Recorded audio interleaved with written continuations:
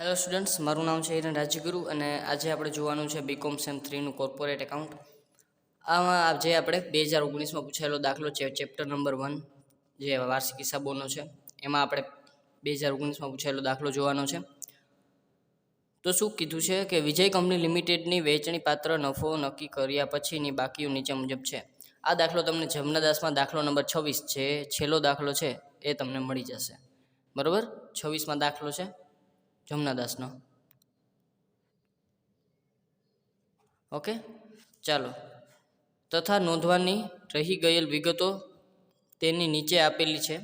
તે બંને પરથી 2013ના કંપની ધારાની જોગવાઈઓ અનુસાર તારીખ 31/3/2019ના રોજનું પાકું સરવૈયું તૈયાર કરો. આવી રીતનું આપણને કંઈક આપેલું છે. નીચે માહિતી આપેલી છે. જમીન મકાન છે 50,000, ફર્નિચર છે 13,000, પ્લાન્ટ યંત્રો છે 75,000, સ્ટોક 31/3/2019 એટલે કે આખરનો આપ્યો છે 42,500, છૂટા ઓજારો 4,200, દેવાદારો 36,000, રોકડ બેંક છે 8,100, ધિરાણ છે 6,000, ડિફર્ડ ટેક્સ એસેટ આપેલા છે આપણને 25,000, પ્રાથમિક ખર્ચા આપેલા છે 7,025, રોકાણો આપેલા છે 5,000. આ સિવાય આ બાજુ આપ્યું છે ઇક્વિટી શેર મૂડી 50,000, પ્રેફરન્સ શેર મૂડી 10%ની છે 50,000, 7%ના ડિબેન્ચર છે 50,000, ડિબેન્ચર પરત ફંડ છે 5,000, સામાન્ય અનામત 27,500, ગીરો લોન આપેલી છે આપણને જમીન મકાન, એમાં ગીરો લખેલું છે 31,000, બેંક ઓવરડ્રાફ્ટ આપેલું છે 3,750, લેણદારો આપેલા છે 5,275, જાહેર થાપણો આપેલી છે 13,500 અને નફા નુકસાન ખાતું આપેલું છે 35,800. વધારાની માહિતીમાં આપણને આપેલું છે ઇક્વિટી શેર મૂડીમાં ₹5,000ની અવેજ રોકડ વગરની છે. સંચાલક મંડળે બંને પ્રકારની શેર મૂડી પર 10% લેખે ડિવિડન્ડ ચૂકવ્યું છે. ડિવિડન્ડ ડિસ્ટ્રીબ્યુશન ટેક્સનો અસરકારક દર 20.358% છે. ₹2,500ની એક લેણી હુંડી વટાવેલી છે જેની પાકતી તારીખ 10/6/2019 છે. બરાબર, ચાલો આન પછી છે કાયમી મિલકતોની પડતર કિંમત નીચે મુજબ છે. જમીન મકાન છે 75,000ના, ફર્નિચર છે 15,500, યંત્ર છે 1,25,000. ₹500ની 2 જૂની ચલણી નોટો છે જે હવે કાયદેસરના ચલણમાંથી રદ થયેલી છે. તેનું નામું લખવાનું બાકી છે. 6 પોઈન્ટ આપ્યા છે અને આટલી વસ્તુ આપણને આપેલી છે. આમાં 2 વસ્તુ તમારે સમજવાની છે. જો કે નહીં, આમાં કંઈ ગર્ભિત હવાલો કે એવું કંઈ નથી.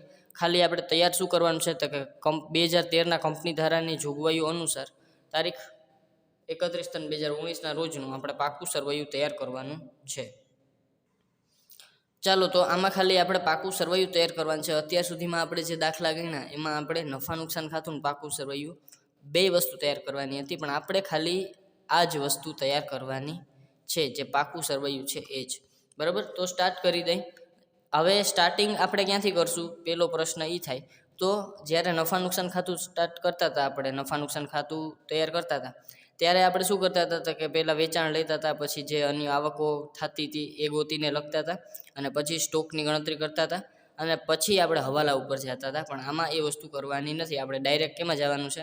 હવાલા ઉપર જ હેલું જવાનું છે, કારણ કે નફા નુકસાન ખાતું જે મેઇન વસ્તુ આપણે પહેલાં કરતા હતા એ વસ્તુ આપણે કરતા નથી. ચાલો, પહેલો હવાલો શું કહે છે? ઇક્વિટી શેર મૂડીમાં ₹5,000ની અવેજ રોકડ વિનાની છે.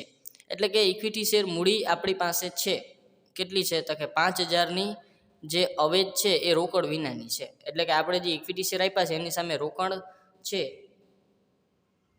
એ આપણને આવી નથી. બરાબર છે, તો આપણે એની નોંધ કઈ રીતે કરવાની છે તો કે આપણે શેર મૂડીમાં હેલું જવાનું. આપણે જે પેલી બનાવશું એમાં આપણે પહેલાં બધી નોંધ લઈ લેશું. નોંધ 1 શેર મૂડી, અનામત વધારો, લાંબા ગાળાના દેવા, ટૂંકા ગાળાના જે લાંબા ગાળાની જોગવાઈ, ટૂંકા ગાળાના દેવા, ટૂંકા ગાળાની જોગવાઈ, પછી કાયમી મિલકતો દ્રશ્ય અને ચાલુ દેવા. બરાબર છે, ચાલો. બરાબર છે, આ સિવાય આપણે કોઈ વસ્તુ લેશું નહીં. રોકાણોની તમારે જો નોંધ કરવી હોય તો તમે વધારાનું એક ખાતું દોરી શકો છો. ચાલો, શેર મૂડીમાં હેલા જશું આપણે. શેર મૂડીમાં આપણી પાસે ઇક્વિટી શેર મૂડી આપી છે 50,000ની. બરાબર, તો અહીં લખશું આપણે ઇક્વિટી શેર મૂડી. ઇક્વિટી શેર મૂડી આપણે લખ્યું છે 50,000ની આપણી પાસે મૂડી છે, બરાબર. પણ એમાં એની એક હવાલામાં કીધું છે કે 5,000ની રોકડ અવેજ વગરની છે, બરાબર છે. એટલે કે 5,000ની મૂડી છે, એમાં સામે આપણને રોકડ મળેલી નથી. તો આપણે લખશું રોકડ અવેજ વગર બહાર પાડેલી મૂડી. રોકડ અવેજ વગર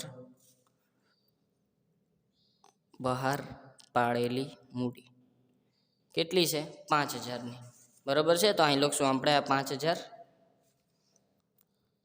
હવે ટોટલ આપણી પાસે મૂડી હતી 50,000ની, તો 5,000ની આપણે રોકડ અવેજ વગર બહાર પાડી, તો વધી કેટલી? 45,000. એ આપણે કઈ પાડી? ઇક્વિટી શેર મૂડી રોકડ સાથે બહાર પાડી. ચાલો પછી છે પેલા હવાલાનું કામ થઈ ગયું. આની બીજી અસર ક્યાંય આવશે નહીં. ચાલો પછી આ પેલું કામ થઈ ગયું. સંચાલક મંડળે બંને પ્રકારની શેર મૂડી પર 10% લેખે ડિવિડન્ડ ચૂકવ્યું છે, બરાબર. ડિવિડન્ડ ચૂકવ્યું છે કે સૂચવ્યું છે, જે હોય એ આપણે 10% ડિવિડન્ડ આપવાનું છે. હવે ડિવિડન્ડ છે એ આપણી શું છે? આપણું ટૂંકા ગાળાની જોગવાઈ છે. તો આપણે જે નોંધ નંબર 6 બનાવીએ છીએ ટૂંકા ગાળાની જોગવાઈ, એમાં આપણે હાઈલા જાય અને બંનેમાં આપણે શું આપી દઈએ? ડિવિડન્ડ આપી દઈએ. ચાલો તો 10% ઇક્વિટી શેર પર 10% ડિવિડન્ડ. ચાલો ઇક્વિટી શેર પર 10% ડિવિડન્ડ. તો ઇક્વિટી શેર આપણી પાસે કેટલા છે? ઇક્વિટી શેર મૂડી 50,000, એના 10% કરો એટલે 5,000, બરાબર. તો ઇક્વિટી શેર પર આપણે 10% ડિવિડન્ડ લેશું 5,000. ચાલો પછી અહીંયા પ્રેફરન્સ શેર આવશે. પ્રેફરન્સ શેર પર 10% ડિવિડન્ડ. ચાલો પ્રેફરન્સ શેર પર આપણે 10% ડિવિડન્ડ કેટલા આપશું? તો કે 50,000ના 10% એટલે 5,000. એટલે અહીંયા આપણે આપશું 5,000 ડિવિડન્ડ. ચાલો પછી આ બેની ક્રોસ એન્ટ્રી આપણે આપશું. તો કે આ બધાની જોગવાઈ કરવી પડશે, અને જોગવાઈ આપણે કોઈ વસ્તુની કરતા હોય તો એને ક્યાં દેવું પડે? અનામત અને વધારાના ખાતામાં. ચાલો તો અહીંયા આપણે અનામત અને વધારાના ખાતામાં લખશું જોગવાઈ. ચાલો જોગવાઈ આપણે કેની કરશું? તો કે સૌપ્રથમ ઇક્વિટી શેર ડિવિડન્ડ, તો કે 5,000ની જોગવાઈ કરવાની છે, અને પ્રેફરન્સ શેર ડિવિડન્ડ તો એમાંય 5,000ની જોગવાઈ આપણે કરવાની છે, બરાબર. પછી આપણે જે પ્રમાણે થશે એ પ્રમાણે કરતા જશું. ચાલો આ વસ્તુ ક્લિયર થઈ ગઈ. બીજો હવાલો ક્લિયર થઈ ગયો. સંચાલક મંડળે બેની મૂડી પર આપણે 10% ડિવિડન્ડ આપ્યું છે. હવે ડિવિડન્ડ ડિસ્ટ્રીબ્યુશન ટેક્સ DDT જો નવો મુદ્દો આવ્યો, બરાબર. આપણે ઇન્ટ્રોડક્શનના વિડીયોમાં થોડુંક ઇન્ટ્રોડક્શન આનું જોઈ લીધું છે, બરાબર. છતાં સમજાવી દઉં છું કે ડિવિડન્ડ ડિસ્ટ્રીબ્યુશન ટેક્સનો અસરકારક દર 20.358% છે. તો આ વસ્તુ છે ને એ આપણે સમજવાની છે. આ દાખલામાં નવી છે. ડિવિડન્ડ ડિસ્ટ્રીબ્યુશન ટેક્સનો અસરકારક દર 20.358 છે. એટલે કે આપણે જે ટેક્સ, એટલે કે આપણે જે ડિવિડન્ડ બહાર પાડ્યું છે, અહીંયા હું ગણતરી કરું છું ડીડીટીની ગણતરી, બરાબર. ચાલો ડીડીટીની ગણતરી કરાવું છું. અહીંયા પહેલાં આપણી પાસે કુલ ડિવિડન્ડ કેટલું છે? આપણે કેટલું ચૂકવ્યું છે કુલ? તો કે એમાં આપણે જો 5,000 ઇક્વિટી શેરના છે ને 5,000 આપણા પ્રેફરન્સ શેરના છે, એટલે ટોટલ છે આપણી પાસે 10,000. તો 10,000 છે આપણી પાસે કુલ ડિવિડન્ડ. હવે આ ડિવિડન્ડ આપણી પાસે 10,000 છે, પણ આ ક્યારે ડિવિડન્ડ? આપણે આનું ગ્રોસ ડિવિડન્ડ શોધવું પડશે. આપણે 15% છે એ ગ્રોસ ડિવિડન્ડ હશે આનું, બરાબર છે. એટલે કે આવી રીતે આપણે જેમ કંઈક જોયું હતું કે 85/100 આવ્યું કંઈક જોયું હતું આપણે, 85/100. હવે આ વસ્તુ શું છે? તો કે આ જે છે ને, તમે જે ડિવિડન્ડ ચૂકવ્યું છે ને એ આ હશે, અને તમારું ગ્રોસ ડિવિડન્ડ હશે ને એ આ હશે. આ છે ને એ તમારું ગ્રોસ ડિવિડન્ડ હશે 15% વધારે. ગ્રોસ ડિવિડન્ડ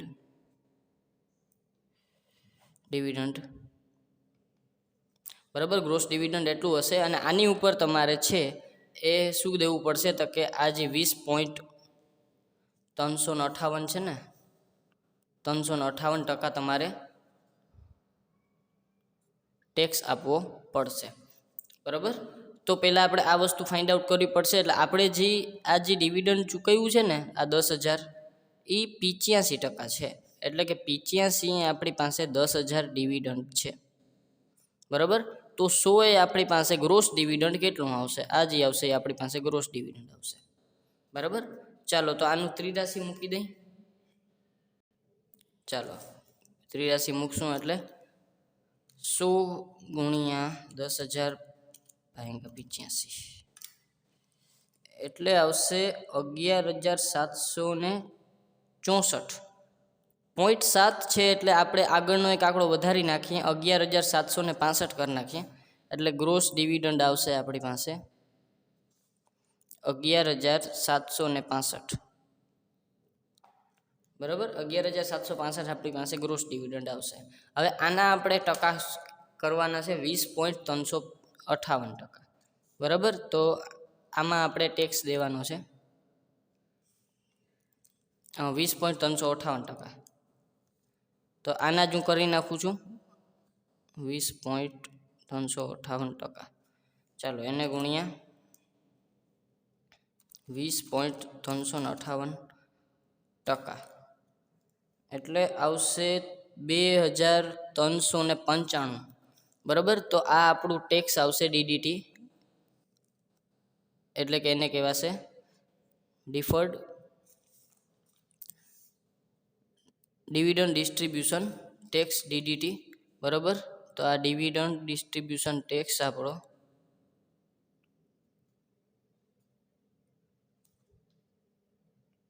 આવી જશે 2,395. ચાલો આ ટેક્સ આપણે છે એ ચૂકવવો પડશે. આપણે વર્ષ દરમિયાનની જોગવાઈમાં આ ટેક્સ લખવો પડશે. એટલે પહેલાં આપણે ક્યાં લખશું? જોગવાઈમાં આવેલા જશું, ટૂંકા ગાળાની જે ટેક્સ આપણે ચૂકવવાનો છે. ચાલો તો અહીંયા આપણે લખશું ડીડીટી, એટલે કે dividend distribution tax, dividend distribution tax. ચાલો ડિવિડન્ડ ડિસ્ટ્રીબ્યુશન ટેક્સ આપણી પાસે કેટલો આવ્યો? 2,395. તો અહીં લખી નાખશું 2,395. અને આની જોગવાઈ આપણે સામાન્ય અનામતમાંથી કરવાની રહેશે, એટલે એ લખી નાખશું આપણે અહીંયા સામાન્ય અનામતમાં ડીડીટી, એટલે તો ડિવિડન્ડ ડિસ્ટ્રીબ્યુશન ટેક્સ, ડીડીટી લખી નાખું છું આખું નહીં સમય, ડીડીટી. ચાલો એ આવશે 2,395. ચાલો આ વસ્તુ અહીં ક્લિયર થઈ ગઈ. આ ડીડીટીનું કામ પૂરું થઈ ગયું. ડિવિડન્ડ ડિસ્ટ્રીબ્યુશન ટેક્સ હવાલો સમજાઈ ગયો હશે. સૌ શું કર્યું? તો કે આપણે જે ટેક્સ ચૂકવ્યો છે ને એ આપણે પહેલાં એનું ગ્રોસ વેલ્યુ શોધી લેવાની છે. ટોટલ આપણે 10,000 છે, એમાંથી ગ્રોસ વેલ્યુ આપણે 100ની શોધવાની છે. તો આપણે ત્રિરાશિ મૂકી દેવાની કે 85 આપણી પાસે 10,000 છે, તો 100 એ કેટલા? હવે જે ગ્રોસ વેલ્યુ આપણી આવે ને ગ્રોસ વેલ્યુનો આપણે ટકાવારી શોધી લેવાની, એટલે એ આપણું આવશે ડીડીટી, એટલે કે ડિવિડન્ડ ડિસ્ટ્રીબ્યુશન ટેક્સ. એકદમ ઇઝી છે, 1-2 વાર તમે પ્રેક્ટિસ કરશો એટલે તમને મગજમાં આવેલું આવશે. ચાલો આ વસ્તુ ક્લિયર થઈ ગઈ. હવે આપણે આગળના હવાલા ઉપર જઈ. ડિવિડન્ડ ડિસ્ટ્રીબ્યુશનનું કામ થઈ ગયું. હવે 2,500ની એક લેણી હુંડી વટાવેલી છે, જેની પાકતી તારીખ 10/6/2019 છે. હવે એની વટાવી દીધી છે અને પાકતી તારીખ છે 10/6/2019. તો અત્યારે હાલમાં એની પાસે કાંઈ છે નહીં એવું આપણે માનીએ. અને આપણે હિસાબો ક્યારે પૂરા થાય છે? તો હિસાબો આપણા થાય છે 31/3/2019ના રોજ આપણો હિસાબ છે આ પૂરા થઈ જાય છે. એટલે આપણે આ શું કરશું? તો કે હવે આ છે એ 10/6ના રોજ છે. 10/6 એટલે આપણા હિસાબ પૂરા થઈ જાય. આવતા વર્ષે આ વસ્તુની નોંધ થશે, આ વર્ષે આ વસ્તુની નોંધ થશે નહીં. એટલે આની નોંધ કોઈ પણ જાતની અહીંયા થશે નહીં, બરાબર છે. તારીખ છે આપણી આવતા વર્ષની છે, એટલે આવતા વર્ષે આની નોંધ થશે, આ વર્ષે આની નોંધ થશે નહીં. ચાલો આગળ જોઈ. કાયમી મિલકતોની પડતર કિંમત નીચે મુજબ છે. હવે જુઓ, જમીન, મકાન 75,000, ફર્નિચર 15,500 અને યંત્રો છે 1,25,000. તો હવે આપણે આમાં કરશું શું? તો કે સૌ પ્રથમ આપણે આપણા ખાતામાં આવેલા જઈ કાયમી મિલકતો દ્રશ્ય, બરાબર. એમાં આ બધી જ વસ્તુ આવશે, જમીન, મકાન, ફર્નિચર અને યંત્રો. હવે આ છે ને પડતર કિંમત આપી છે, બરાબર. આ કઈ કિંમત આપી છે આપણને? પડતર કિંમત. અને આ તો તમને ખબર છે કે આ ઘસારો છે એ હંમેશા પડતર કિંમત ઉપર જ લખવાનો હોય. તો આપણે શું કરશું? તો કે અહીંયા જે આપણને મિલકતની જે વેલ્યુ આપી છે ને આ વેલ્યુ છે ને ઘસારા બાદ હશે એવું આપણે માની લઈએ, કારણ કે છેલ્લાની છે બરાબર. એટલે આ વેલ્યુ છે એ ઘસારા બાદની છે અને આ વેલ્યુ છે એ આપણી ઘસારા પહેલાંની છે. તો સૌ પ્રથમ આપણે લખી લઈ અહીંયા શું શું છે, જમીન મકાન ફર્નિચર યંત્રો. તો લખશું જમીન મકાન ફર્નિચર અને યંત્રો. ચાલો આ 3 છે. હવે એમાં બધીની વેલ્યુ આપેલી છે આપણને, તો જોઈ લઈ. જમીન મકાનની શરૂઆતની વેલ્યુ આપેલી છે 75,000. ચાલો તો 75,000. આની 15,500 અને આની આપી છે 1,25,000.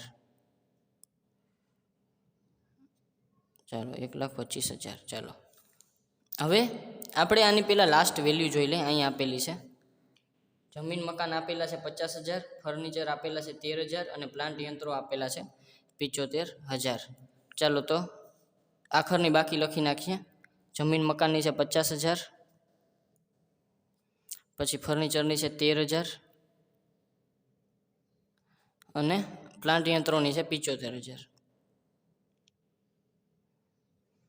ચાલો આ બે બાકી આપણે લખી નાખી. તો હવે આ બે બાકીમાંથી આપણે બાકી છે આ ઘસારો વધશે, એટલે કે 75,000 શરૂની બાકી હતી, આખરની બાકી હતી 25,000. તો વર્ષ દરમિયાન આપણે ઘસારો જે માંડી વાળ્યો એ આ બેને માઇનસ કરશું તો આપણને શું મળશે, ઘસારો.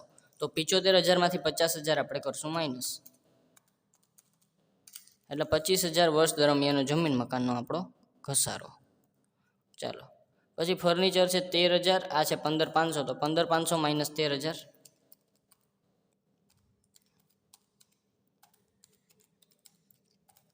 ચાલો 2,500. આ ઘસારો આનો આવ્યો. અને 1,25,000માંથી 75,000 માઇનસ 75,000, એટલે આ ઘસારો આવ્યો 50,000, એ આવ્યો યંત્રોનો. ચાલો પણ આ ઘસારાની આપણે કોઈ નોંધ કરવાની નથી. શું કામ કે આપણે જે નફા નુકસાન ખાતું છે એ તો બનાવતા નથી, આપણે ડાયરેક્ટ શું બનાવીએ છીએ, પાકું સરવૈયું. એટલે 50,000 આપણે 77,500 આ જે ઘસારો આવ્યો ને એની કોઈ નોંધ કરશું નહીં, આપણે ડાયરેક્ટ આની નોંધ કરશું. 50,000 પ્લસ 13,000 પ્લસ 75,000, 1,38,000 આપણે ડાયરેક્ટ આની નોંધ કરવાની છે. ચાલો આ ક્લિયર થઈ ગયું. 1,38,000 આનો ટોટલ કરવો હોય તો કરી નાખીએ. 75,000 પ્લસ 15,500 પ્લસ 1,25,000 એટલે 2,15,500. ચાલો હવે આપણે આગળ વધીએ. આગળનો હવાલો ખૂબ જ ઇમ્પોર્ટન્ટ છે. આમ તો જો કે આ બહુ ઇમ્પોર્ટન્ટ નથી. ચાલો ₹500ની 2 જૂની ચલણી નોટો છે જે હવે કાયદેસરના ચલણમાંથી રદ થઈ ગઈ છે, તેનું નામું લખવાનું બાકી છે. 500ની 2 જૂની ચલણી નોટો છે આપણી પાસે જે ચલણમાંથી રદ થઈ ગઈ છે. તો હવે આમાં એક વસ્તુ આપણે ક્લિયર કરવી પડે કે 500ની 2 જૂની ચલણી નોટો છે પણ કેમાં છે, હવે આપણી પાસે રોકડમાં જશે એ વસ્તુ. તો આ વસ્તુ એક સમજવી એ જ પડે કે જે છે 500 રૂપિયા એ આપણા રોકડમાં હશે એવું આપણે સમજી લઈ. શું કામ કે ચલણી નોટો છે એ તો કાંઈ આપણે બે બેંકમાં હોય તો આપણે ટ્રાન્સફર કરીને આપી જ દેતા હોય, બરાબર છે. પણ આ આપણી પાસે હાથમાં હશે, હાથમાં રોકડ હશે, એટલે આપણે રદ થયેલી છે તેનું નામું લખવું પડે. એવું જરાક આપણે સમજી લેવું પડે. તો 500 રૂપિયાની 2 ચલણી નોટો એટલે ટોટલ રૂપિયા કેટલા થયા, 1000. તો 1000 રૂપિયા આપણે હવે કોઈ કામ આવશે નહીં, એનું હવે આપણે છે પડીકું વારવાનું છે. તો હવે આ 500 ને 1000 રૂપિયા આપણે છે એ આપણે કામ આવશે નહીં, તો આપણે શું કરવા પડે, માંડી વાળવા પડે. તો આપણે ક્યાં માંડી વાળીએ બધી જ વસ્તુ, અહીંયા. તો અહીંયા હું લખી નાખું, એક હેડિંગ ઉપર નાખી દઉં, માંડવાડ. માંડવાડ. ચાલો માંડવાડમાં આપણે સૌ પ્રથમ શું કરશું, જૂની ચલણી નોટો, ચલણી નોટો. ચાલો કેટલાની છે, 500 રૂપિયાની 2 નોટો છે એટલે 1000 રૂપિયા આપણે માંડી વાળવા પડે. હવે આપણી પાસે જે રોકડ છે, આ નોટો આપણે માંડી વાળી તો રોકડમાંય ઘટાડો થાય, બરાબર. તો આપણી પાસે રોકડ બેંક છે ને એમાંય ઘટાડો થશે. તો આ રોકડ બેંક ક્યાં આવે, આપણા ચાલુ દેવામાં. તો ચાલુ દેવા બાજુ આપણે હાલ્યા જઈએ. ચાલુ દેવા બાજુ હાઈલા જશું તો શું આવશે? અહીં લખશું રોકડ બેંક.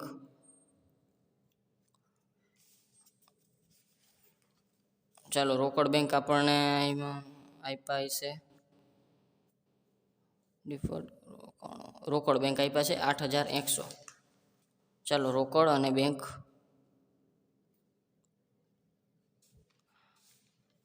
આપણે 8100માંથી આપણે માઇનસ કરશું 1000 રૂપિયા. શું કામ કે આપણા જૂના વયા ગયા એટલે આપણે 7100 અહીંયા લખશું. બરાબર. ચાલો આ વસ્તુ ક્લિયર થઈ ગઈ. હવે બધા જ હવાલાનું કામ પૂરું થઈ ગયું. બરાબર. બધા જ હવાલા આપણે જોઈ લીધા છે. 500 વાળી નોટનું કામ પૂરું થઈ ગયું. હવે આપણે ચાલુ કરી દઈએ આપણે એક એક એન્ટ્રી જોવાનું કે ક્યાં ક્યાં બાકી છે. જમીન મકાન થઈ ગયું, ફર્નિચર થઈ ગયું, પ્લાન્ટ યંત્રો થઈ ગયું, સ્ટોક છે આખરનો તો એ આપણે અહીંયા જ આવશે ચાલુ દેવામાં આખર સ્ટોક. ચાલો આખર સ્ટોક 31/3/2019નો 42500 તો આખરનો સ્ટોક છે 42500. ચાલો છૂટા ઓજારો તો એ ચાલુ દેવામાં જ આવશે તો છૂટા ઓજારો ચાલો 42,4200. ચાલો પછી આવશે દેવાદારો તો એ આમાં જ આવશે. દેવાદારો છે આપણા 36,000. ચાલો રોકડ બેંક છે આપણી આવી ગઈ તો રોકડ બેંક એ આવી ગઈ. ધિરાણ છે આપણું 6,000 તો ધિરાણ છે એટલે એ ધિરાણ કઈ બાજુ આપ્યું છે? ઉધાર બાજુ. એટલે કે આ બધે ભેગું જ છે એટલે એ આપણું ચાલુ દેવું છે. ધિરાણ એટલે આપણે કોઈને પૈસા દીધા છે ટૂંકા સમય માટે તો એ આપણું શું છે? ચાલુ દેવું છે. સોરી આ નોંધ નંબર 8 ચાલુ દેવા તો આપણે પાછળ કર્યા છે. ચાલુ દેવા આ બધી ચાલુ મિલકતો છે. આપણે ચાલુ દેવા બાકી છે ચાલુ મિલકતો. બરાબર. ચાલુ દેવા નહીં પણ આ બધી છે ચાલુ મિલકતો. અને એક નોંધ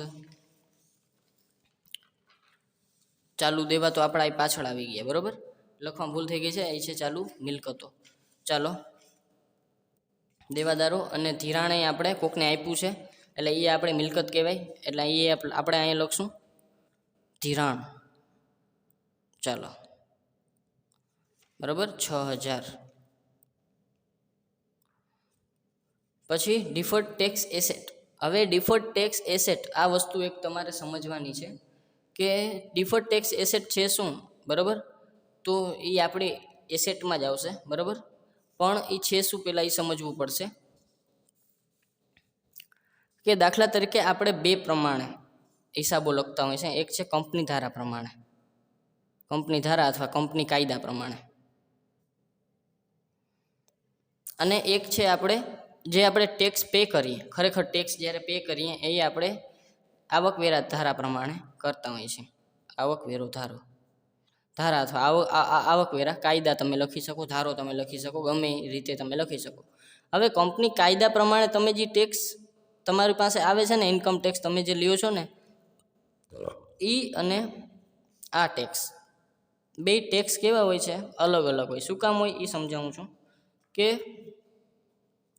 આવકવેરા કાયદામાં ઘણા બધા ખર્ચ એવા હોય જે અમુક નિયમો પ્રમાણે બાદ મળતા હોય છે. એટલે અહીંયા જે તમારું ગ્રોસ પ્રોફિટ થાય છે, બરાબર ને, બરાબર, અહીંયા જે તમારો ચોખ્ખો નફો થાય છે, બરાબર, અને અહીંયા જે તમારો ચોખ્ખો નફો થાય છે જેના ઉપર તમારે ટેક્સ દેવો પડે, એ બે અલગ અલગ હોય. અહીંયા તમે બધા જ ખર્ચા માંડી લેતા હોવ છો અને અહીંયા તમારે બધા ખર્ચા માંડવાના હોતા નથી. અમુક ખર્ચા તમને બાદ મળતા હોય છે. બરાબર છે. આ વસ્તુ એક તમારે ધ્યાન દેવાની છે. તમે ઇન્કમ ટેક્સ ભણો જ છો એટલે તમને ખબર છે, બરાબર, કે આપણે આવકવેરા કાયદા અનુસાર જ્યારે ટેક્સની ગણતરી કરતા હોય ત્યારે બધા જ ખર્ચા છે એ આપણે ગણતરીમાં લેતા નથી. અમુક ખર્ચા છે એ બાદ મળતા હોય છે. પણ આપણે જ્યારે કંપની ધારા એટલે કે કંપની કાયદા પ્રમાણે જ્યારે આપણે ગણતરી કરીએ ત્યારે આપણે બધા જ ખર્ચા લઈ લેતા હોય. ફોર એક્ઝામ્પલ, તમારે અહીંયા તમારો ચોખ્ખો નફો, ખર્ચા અહીંયા તમારે વધારે છે એટલે ચોખ્ખો નફો અહીં કેટલો આવશે? ઓછો. અને ટેક્સ અહીં કેટલો ચૂકવવો પડે? ઓછો. ફોર એક્ઝામ્પલ તમને કહી દઉં, અહીં તમારો ચોખ્ખો નફો આવ્યો 80,000, બરાબર, અથવા તો 1 લાખ ધારી લઈએ આપણે, બરાબર, અને અહીંયા તમારો ચોખ્ખો નફો આવ્યો, ખર્ચ ઓછો છે, બરાબર, અમુક વસ્તુ તમને ઓછી મળી છે એટલે અહીંયા આપ્યો તમને 1,20,000, બરાબર. તો અહીં તમારે ફોર એક્ઝામ્પલ 10% તમારે ટેક્સ દેવાનો હોય બેમાં, બરાબર. તો આનો તમે 10% ટેક્સ દો તો તમને મળે 10,000, બરાબર. આ તમારે કેટલા દેવા પડે? 10,000 રૂપિયા દેવા પડે. અને અહીંયા તમારે દેવા પડે 12,000 રૂપિયા, પણ ખરેખર તમે દીધા છે કેટલા? 12,000. હવે અહીંયા જેટલો ખર્ચ થાય છે ને એ તમારે ખરેખર દેવો પડે, ચૂકવવો પડે, બરાબર છે. અને અહીંયા સોરી, જો અહીંયા ઓછો થશે 80,000, બરાબર. કારણ કે ખર્ચા અહીંયા શું થાય છે? ઓછા થાય છે. અહીંયા 1 લાખ થાય, તમે લખ્યા છે કેટલા? ચાલો, તો તમે અહીંયા 12,000 તમે ખરેખર ચૂકવ્યા છે. ખરેખર તમારું અહીંયા જો તમે ગણતરી કરો તો એ તમારું કેટલું થાય છે? 10,000. તો જે 2,000 તમે વધારે ચૂકવ્યા છે એ તમારા શું થઈ જાય? એસેટ. કેમાં? તો કે તમારા કંપની ધારા કાયદા પ્રમાણે તમે જે હિસાબો કરો છો એમાં તમારા 2,000 શું થઈ જાય? એસેટ.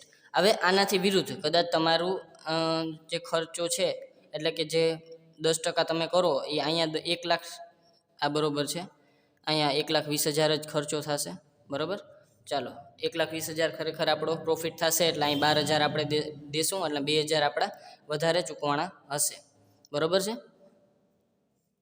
એટલે તમારે શું થાય કે આ વધારે જે ચૂકવો તમે એ તમારે શું થઈ જાય? એસેટ થઈ જાય. આનાથી વિરુદ્ધ આ લાયબિલિટી હોઈ શકે. જો તમારે અહીંયા 1 લાખ છે એની જગ્યાએ તમારો ખર્ચો અહીંયા ઘટી જાય, એટલે કે અહીંયા તમારો ચોખ્ખો નફો શું થઈ જાય? ખર્ચ વધી જાય અને ચોખ્ખો નફો ઘટી જાય, આનો વધારે આવે. આ 12,000 છે એની જગ્યાએ આ 10,000 થઈ જાય અને આ 12,000 થઈ જાય, આ વધી જાય, આમાં ખર્ચ વધી જાય, બરાબર. ખર્ચ ઘટી જાય, આ વધી જાય. તો શું થાય? તો કે આમાં તમારે 12,000 2,000 વધુ નોંધવા પડે, જે તમારે લાયબિલિટી થઈ જાય. શું થાય? લાયબિલિટી એટલે કે તમારી જવાબદારી થઈ જાય. પાછું સમજાવી દઉં નાનકડીક વસ્તુ, કે કંપની ધારા પ્રમાણે તમે જ્યારે હિસાબો કરતા હો એમાં તમારે ચોખ્ખો નફો વધારે આવે, બરાબર. દાખલા તરીકે 1 લાખ આવે અને અહીંયા તમારે આઈટી પ્રમાણે 80,000 આવે. તો આ શું થાય? આમાં તમારે ટેક્સ ઓછો દેવો પડે, 8,000, બરાબર. અને અહીંયા તમારે 10,000 દેવો પડે. તો તમે દીધા કેમાં વધારે? તો કે અહીંયા તમે વધારે દેખાડ્યા છે, તો આ તમારી થઈ જવાબદારી, બરાબર. અને જો આનાથી ઉલટું થાય, આમાં તમારે 2,000 જે છે આમાં તમારે 8,000 થાય અને આમાં તમારે 10,000 થાય. ચૂકવ્યા તમે ક્યાં? હતા કે આ, બરાબર. દેખાડ્યા કેમાં ઓછા? હતા કે આમાં. તો આ 2,000 જે છે તમે તમારી શું થાય? મિલકત, બરાબર. એસેટ થાય તમારું. ડન છે? હાલો, ક્લિયર થઈ ગયું. હવે આપણે પાછા આગળ વધીએ. આ એક વસ્તુ સમજ્યા પછી તો આની નોંધ ક્યાં થશે? તો કે પાકા સરવૈયામાં મિલકતો બાજુ 25,000 એસેટ તરીકે લખશું આપણે. પહેલાં પાકા સરવૈયામાં આવેલા જાય, આનું ચાલુ મિલકતોમાં નોંધ થશે નહીં, પણ ક્યાં થશે? કાયમી મિલકતોમાં. ચાલો, તો પહેલાં અહીંયા લખી નાખીએ આપણે. તો કે અહીંયા પહેલાં આપણે લખશું શેરમૂડી અને અનામતો. પછી અહીંયા આપણે, બરાબર, અહીંયા આપણે જવાબદારીઓ લખી નાખીએ, મિલકતો લખી નાખીએ. ચાલો, મિલકતોમાં પહેલાં આવશે કાયમી મિલકતો.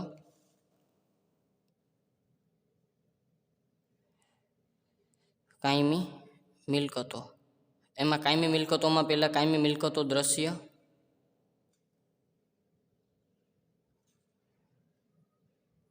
પછી કાયમી મિલકતોમાં આપણે આ ડિફર્ડ એસેટ ટેક્સ લખી નાખશું 25,000. ડિફર્ડ એસેટ ટેક્સ આપણો 25,000 આમાં લખી નાખશું આપણે, બરાબર. પછી આપણે આગળ વધીએ. ડિફર્ડ એસેટ ટેક્સ શું છે સમજાઈ ગયું, કે આપણે જે ચૂકવ્યો છે એ વધારે ચૂકવ્યો છે, પણ ખરેખર આપણી પાસે છે એ આ હિસાબોમાં આપણે ઓછો આવે છે, એટલે આપણે એ વધારે જે ચૂકવ્યો છે એ આપણો શું થઈ ગયો? એસેટ થઈ ગયો છે.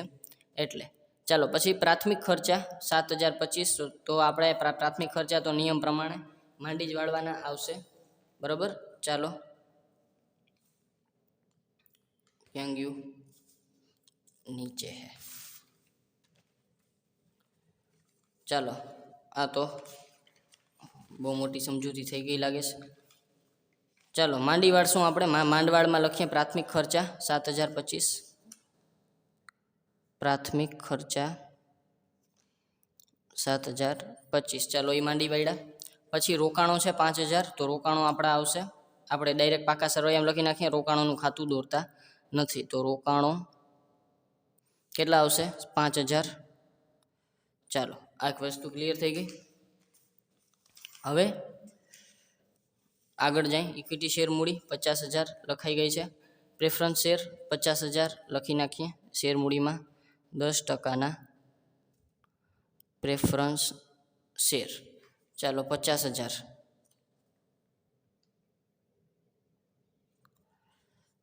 પછી 7%ના ડિબેન્ચર, તો એ આપણું લાંબા ગાળાનું દેવું છે, તો અહીંયા લખી નાખીએ 7%ના ડિબેન્ચર.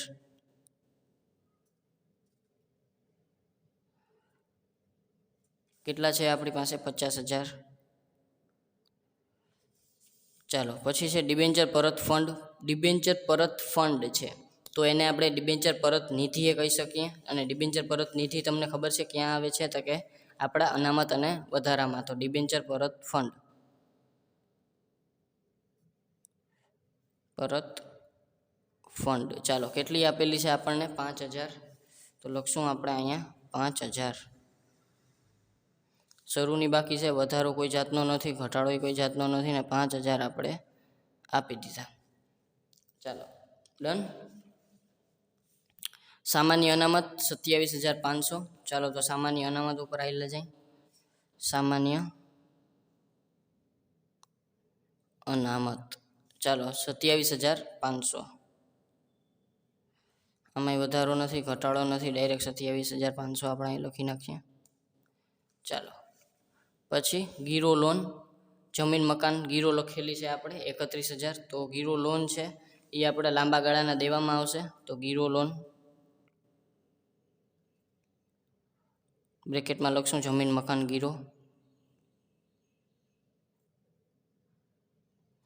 ચાલો જમીન મકાન ગીરો કેટલી લાઈ રાખી છે આપણે 31000. ચાલો આ વસ્તુ ક્લિયર થઈ ગઈ. હવે બેંક ઓવરડ્રાફ્ટ. બેંક ઓવરડ્રાફ્ટ આપણું ચાલુ દેવું છે, સોરી હા બરોબર ચાલુ દેવું છે, તો આપણે ક્યાં લખશું ચાલુ દેવામાં, ટૂંકા ગાળાના દેવા, ચાલુ દેવા, બેંક ઓવરડ્રાફ્ટ.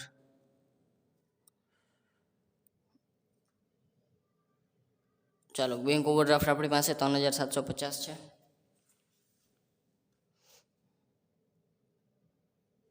ચાલો પછી છે આપણી પાસે લેણદારો, તો એ નીચે જ આવશે, વેપારી લેણા, લેણદારો. અહીંયા આવશે વેપારી દેવા, એ પણ તમે લખી શકો, એનું નોખું કોલમ પણ બનાવી શકો, બરાબર છે. ચાલો એ આવશે 5275, લખવામાં ધ્યાન રાખવાનું છે 275. ચાલો જાહેર થાપણો 13500, તો જાહેર થાપણો ક્યાં આવશે આપણા લાંબા ગાળાના દેવામાં, તો અહીં લખશું આપણે જાહેર થાપણો 13500. ચાલો અને નફા નુકસાન ખાતું છે 35800, તો એ આપણે લેશું ક્યાં, તો કે અહીંયા નફા નુકસાન ખાતું 35800. સોરી અહીંયા નહીં, અહીંયા સામાન્ય અનામતની નીચે નફા નુકસાન ખાતું, નફા નુકસાન ખાતું 35800. ચાલો હવે આમાં આ 35800 છે આપણી પાસે નફા નુકસાન ખાતું, એમાંથી પહેલાં આપણે આ બધી જ વસ્તુ છે એ માંડી વાળીએ, એ પછી કરશું. ચાલો આ વસ્તુ લખાઈ ગઈ છે. હવે બાકી શું રહ્યું છે, તો કે બાકી હવે કોઈ વસ્તુ છે રહી જતી નથી. આપણે બે વસ્તુ સમજવાની હતી, બરાબર. એક આ આપણે ડીડીટી વાળું, ડિવિડન્ડ ડિસ્ટ્રીબ્યુશન ટેક્સ, એક એ મુદ્દો સમજવાનો હતો, અને એક આપણે સમજવાનું હતું આ ડિફર્ડ ટેક્સ એસેટ, એ પણ આપણે સમજી લીધું. હવે આપણે ખાતા કરવાના છે બધા બંધ. ચાલો બધા બંધ ખાતા કરી નાખીને પછી આપણે જવા દઈએ બધું જ પાકા સરવૈયામાં. ચાલો તો આ ક્વેશ્ચનને હું સાઈડમાં રાખી દઉં છું. ચાલો સૌ પ્રથમ શેર મૂડીને બંધ કરીએ તો 2 લાખ જ છે, 45 5 50 અને 50 2, 1 લાખ, સોરી, તો આ છે 1 લાખ. ચાલો પછી આ વસ્તુ બંધ કરીએ તો પહેલાં આ બધાનો ટોટલ કરી નાખીએ, 1000 પ્લસ 7000 25 પ્લસ 5000 પ્લસ 5000 પ્લસ 2395 એટલે આવશે 20420 બરાબર. તો લખીએ 20420. ચાલો 20420. હવે એને આપણે 35800માંથી કે બધેમાંથી માઇનસ કરી દઈશું. પછી જે લાસ્ટમાં આવશે એ આપણે લખી નાખશું. ચાલો પહેલાં આનો ટોટલ કરી દઈને અને અહીંયા લખી નાખીએ 5000 27500 પ્લસ 38500. સોરી 38500 નથી 35800 છે 35800. ચાલો આનો ટોટલ કરશું 69300 આવશે. ચાલો તો અહીં 69300 એમાંથી 20420 માઇનસ એટલે આવશે 47880. ચાલો આ આવશે આપણો આખરની બાકી 47880. હવે આપણે પહેલાં શું કરીએ, નફા નુકસાન ખાતામાંથી આપણે જે માંડવાળ છે ને એ કાઢીને એ નફા નુકસાન ખાતું લખી નાખીએ. એટલે શું થશે કે આપણને આ ટોટલ લઈ આપણો આવી જશે. ચાલો 35800 એમાંથી માઇનસ આપણે કરી દઈએ 20420 એટલે આવશે 15380. એને લખી નાખીએ અહીંયા. ઘટાડો આખો આપણે માઇનસ કરી નાખ્યો છે. તો હવે આપણે અહીંયા આ 20480 જે ઘટાડો કર્યો એ આપણે માઇનસ કરી અહીંયા 20480 નથી લખવા, હાલો ને 20480 આપણે માઇનસ કરીને હવે આનું ટોટલ કરશું તો આપણી પાસે આ જ આવશે 5000 પ્લસ 27500 પ્લસ 15380. ટોટલ કરશું 47880 આવી ગયા. ચાલો પછી આનું ટોટલ કરી નાખીએ 50000 31000 પ્લસ 13500. તો એ આવ્યા આપણે 94500. એ આવ્યા લાંબા ગાળાના દેવા 500 લાંબા ગાળાના દેવા. ચાલો આગળ. ચાલો લાંબા ગાળાની જોગવાઈમાં આપણે કોઈ વસ્તુ આવી નથી તો આમાં આપણે ડેશ કરી નાખીએ. લખશું ખરા પણ કાંઈ જે એના ડિજિટ છે કાંઈ લખશું નહીં. ચાલો આ પછી ટૂંકા ગાળાના ચાલુ દેવા 3750 પ્લસ 5275. ચાલો એને પ્લસ કરશું એટલે 9025 ટોટલ. ચાલો પછી આનો ટૂંકા ગાળાની જોગવાઈ 5000 5000 10000 અને 12000. 5000 પ્લસ 5000 પ્લસ 2395 એટલે 12395 અહીંયા આવશે. ચાલો પછી અહીંયા આનો ટોટલ તો થઈ જ ગયો છે. લાસ્ટ આનો ટોટલ કરવાનો છે. ચાલુ મિલકતો તો કરી નાખીએ 7100 પ્લસ 42500 પ્લસ 4200 પ્લસ 36000 પ્લસ 6000 એટલે 95800 એ આવશે આપણા.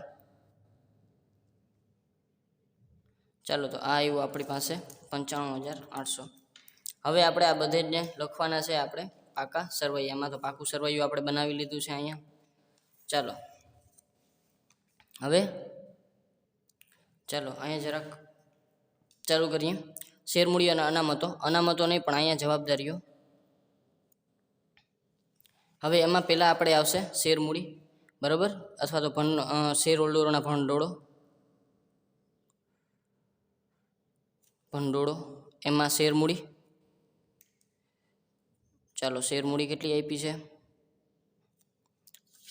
શેરમૂડી છે 1 લાખની.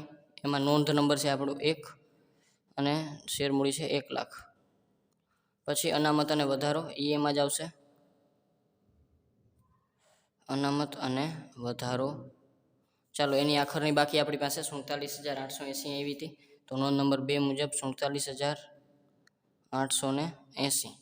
ચાલો પછી લાંબા ગાળાના દેવા. તો અહીં લખી નાખશું આપણે દેવા પણ કેવા બિનચાલુ બરાબર. તો અહીં લખી નાખશું બિનચાલુ દેવા. ચાલો બિનચાલુ દેવામાં કઈ કઈ વસ્તુ આવશે તો કે લાંબા ગાળાના દેવા અને લાંબા ગાળાની જોગવાઈ બે વસ્તુ આવશે. લાંબા ગાળાના દેવા. ચાલો લાંબા ગાળાના દેવામાં 94500ના નોંધ નંબર 3 મુજબ 94500ના આપણી પાસે દેવા છે. ચાલો પછી લાંબા ગાળાના દેવા થઈ ગયા. પછી લાંબા ગાળાની જોગવાઈ પણ એમાં આપણે કોઈ પણ જાતની કોઈ એન્ટ્રી આવી નથી એટલે અહીં લખશું આપણે લાંબા ગાળાની જોગવાઈ 4 નંબર, પણ એમાં કોઈ પણ જાતની એન્ટ્રી આપણે કરી નથી. ચાલો પછી ટૂંકા ગાળાના દેવા, તો એમાં આપણે આવશે ચાલુ દેવા. બરાબર, ચાલો ટૂંકા ગાળાના દેવા અથવા ચાલુ દેવાનું આપણે એડિંગ નાખશું. ચાલો ચાલુ દેવામાં આપણે કઈ કઈ વસ્તુ આવશે, તો કે ટૂંકા ગાળાના દેવા અને ટૂંકા ગાળાની જોગવાઈ. ટૂંકા ગાળાના દેવા આપણી પાસે કેટલા આવ્યા? 9025. કેટલામાં નોંધ મુજબ, તો કે 5મી નોંધ મુજબ. અને ટૂંકા ગાળાની જોગવાઈ આપણી પાસે કેટલી આવી? 12395, નોંધ નંબર 6 મુજબ 12395. ચાલો આ વસ્તુ ક્લિયર થઈ ગઈ. અહીં સુધી 6 નોંધો લખાઈ ગઈ. પછી આગળ જઈએ કાયમી મિલકતો. તો કાયમી મિલકતો આપણે લખી છે 1,38,000. તો અહીં લખી નાખશું નોંધ નંબર 7 મુજબ 1,38,000 કાયમી મિલકતો દ્રશ્ય. બરાબર, પછી કાંઈ નથી, ચાલુ મિલકતો એક જ વસ્તુ લખવાની બાકી છે. અહીં લખશું આપણે ચાલુ મિલકતો. ચાલુ મિલકતો છે 95,800ની. તો 95,800 નોંધ નંબર 8 મુજબ 95,800. આમાં તમે આખર સ્ટોક એ તમે અલગ લખવું હોય તો લખી શકો છો, રોકડ બેંક એ અલગ લખવી હોય તો લખી શકો છો. એમાં કોઈ એમ કે મિલકતોની સાઈડ છે નાની થઈ ગઈ છે એવું લાગે તો તમારે આખર સ્ટોકને એવું તમે અહીંયા લખી શકો, એમાં કોઈ જાતનું ખોટું પડે નહીં. ચાલો હવે આપણે પાકું સરવૈયું બંધ કરી દઈ. ચાલો 1,47,880 પ્લસ 94,500 પ્લસ 9,025 પ્લસ 12,395. ચાલો એટલે અહીંયા આપણે દેવાનું કામ પૂરું થઈ ગયું. 2,63,800. તો આપણો આન્સર આ આવશે 2,63,800. 2,63,800. બરાબર, ચાલો હવે આ બાજુ આવે છે કે નહીં જોઈ લઈએ. 1,38,000 પ્લસ 25,000 પ્લસ 5,000 પ્લસ 95,800 એટલે 2,63,800 આ બાજુ આવી ગયો. 2,63,800. આ કદાચ તમે બુકમાં આન્સર જોશો તો થોડોક તમને અલગ લાગશે, બરાબર, પણ આ દાખલો છે એ સાચો છે. બરાબર, ચાલો તો આ હતો આપણો 2019માં પૂછાયેલો દાખલો. બરાબર, જો કોઈ પણ જાતનું કન્ફ્યુઝન રહી ગયું હોય તો પ્લીઝ મને કોમેન્ટ બોક્સમાં જરૂરથી પૂછી લેજો. અને જો વિડીયો ગમ્યો હોય તો તમારા ફ્રેન્ડ સાથે શેર કરજો, લાઈક કરજો અને સબસ્ક્રાઈબ ચેનલને જરૂરથી કરી નાખજો, જેથી કરીને જે વિડીયોઝ છે આગળના તમને સરળતાથી મળી રહે. Okay friends, thank you so much.